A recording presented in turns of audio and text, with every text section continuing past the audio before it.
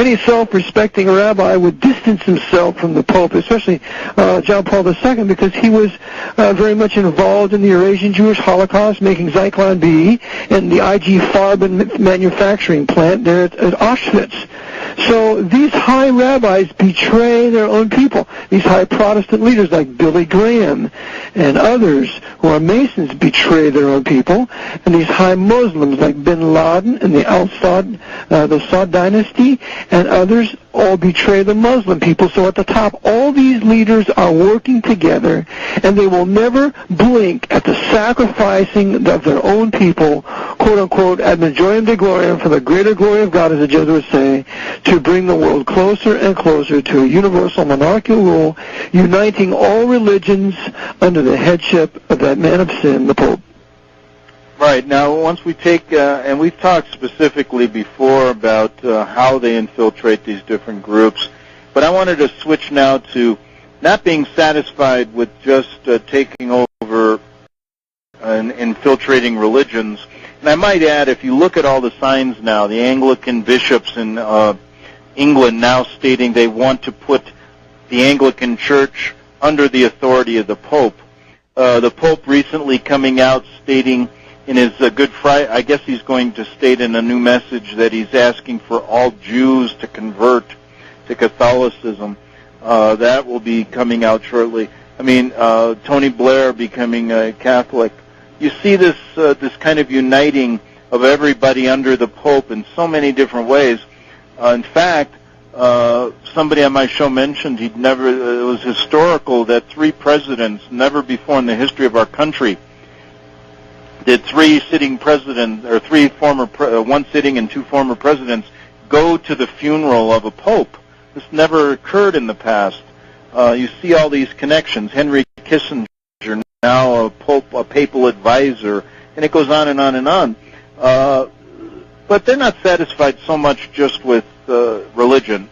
They want to enter into the political realm of most countries.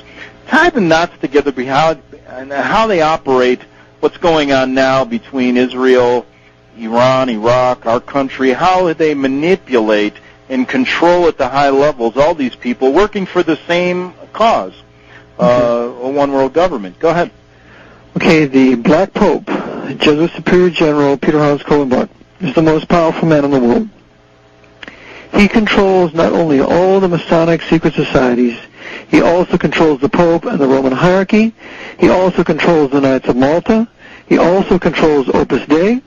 He controls all the secret societies and all the men of that we would call them the historic Crusaders. The Knights Templars, which are now the Masons of today, and the Knights Hospitallers, who are the Knights of Malta today. Every branch of the Knights of Malta. And so as he controls these brotherhoods that you enter into on oath, usually blood oaths, it is these brotherhoods who control what I call in my book the Black Pope's international intelligence community.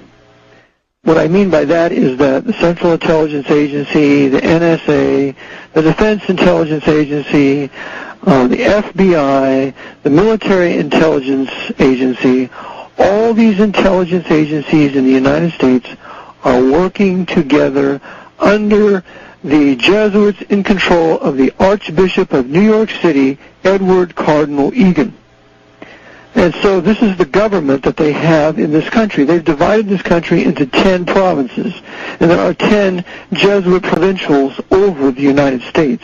There is one Jesuit assistant who is there in Rome with the Jesuit Superior General advising as to the political climate, economic climate, and so on of all the provinces so as to be able to make calculating moves to further destroy the Reformation in this country.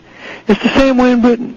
The Archbishop of Westminster, he is controlled by the Jesuits of Stonyhurst. The Jesuit provincial resides at Stonyhurst. And so he oversees the Archbishop of Westminster, and the Archbishop of Westminster oversees British MI5, MI6 in Scotland Yard.